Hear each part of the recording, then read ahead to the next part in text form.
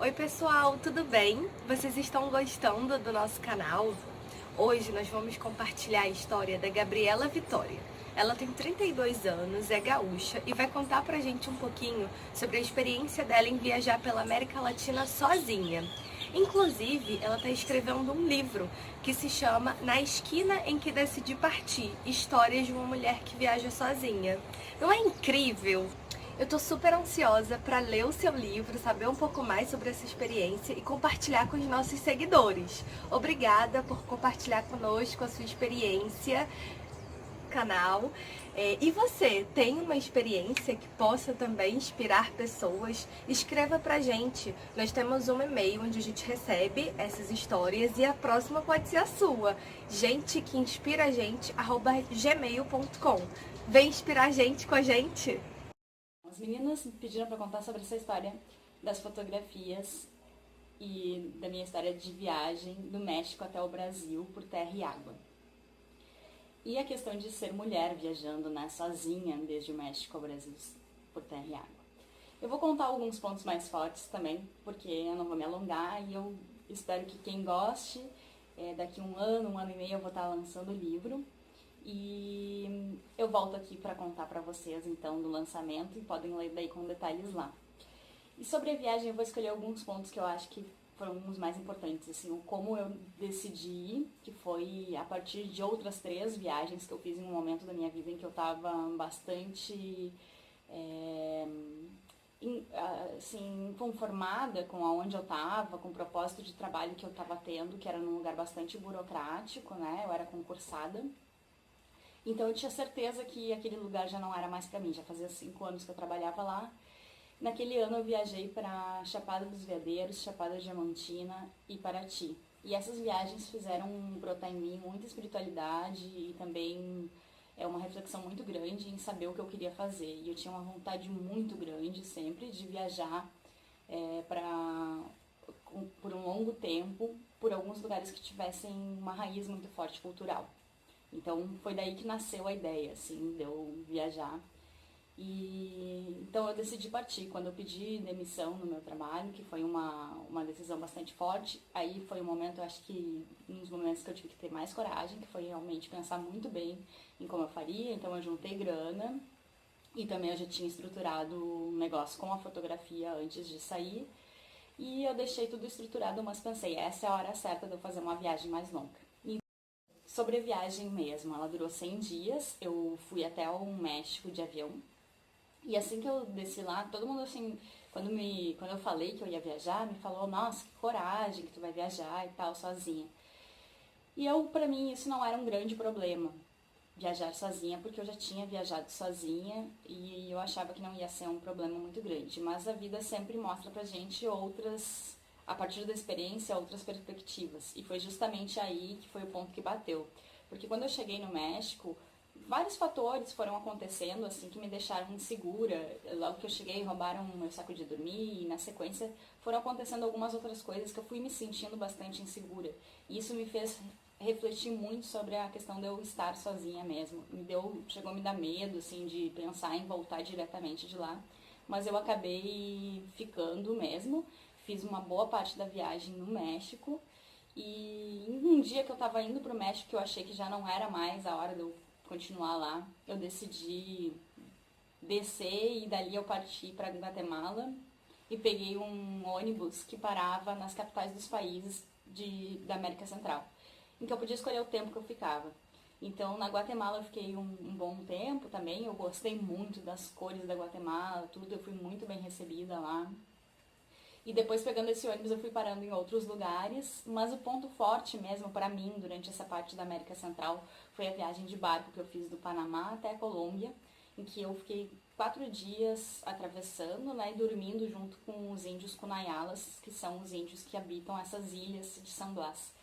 É um lugar incrível, foi uma cultura muito forte, assim, que eu tive contato, e também o contato com a água, viajar tanto tempo pela água também foi algo que me tocou bastante, o jeito rústico, muito contato com a natureza, a gente dormia somente em rede, só tinha telhado, não tinha parede, era completamente rústico, o banheiro também é um estilo de viagem que realmente tem que estar querendo muita conexão com a natureza e não ter muita frescura nessa parte, né?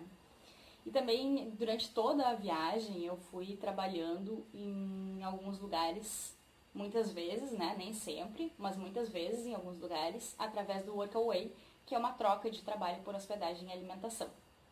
Então, como o meu intuito era muito ter esse contato com as pessoas dos lugares, isso me ajudou muito a ter o contato e também me ajudava muito nos custos da viagem. E quando eu passei de lá, então, por água, né, e cheguei na Colômbia eu passei por alguns lugares, e em especial que eu adorei muito foi Salento, que é um lugar do café. Eu gosto muito de café, então visitei vários cafezais. E durante esse tempo todo na viagem, eu sempre fiz muitos amigos. Então, na verdade, eu acabei que eu não fiquei sozinha mesmo. Todos os lugares que eu chegava, eu fiz amizade. Foram todos mesmo, assim. O único lugar que eu às vezes ficava sozinha, às vezes, porque muitas das pessoas que eu conversava acabavam viajando comigo, eram dentro do ônibus, quando eu ia sair de um lugar para o outro. Então muitas vezes eu passava sozinha, né? Às vezes eram viagens longas de ônibus e tal. Mas assim que eu chegava, eu logo conhecia pessoas, e é incrível como a gente está mais aberto quando a gente viaja sozinha. E isso para mim foi a experiência muito positiva, que é uma viagem não só de lugares, mas uma viagem para dentro da gente mesmo, que é impossível não fazer quando se viaja sozinho.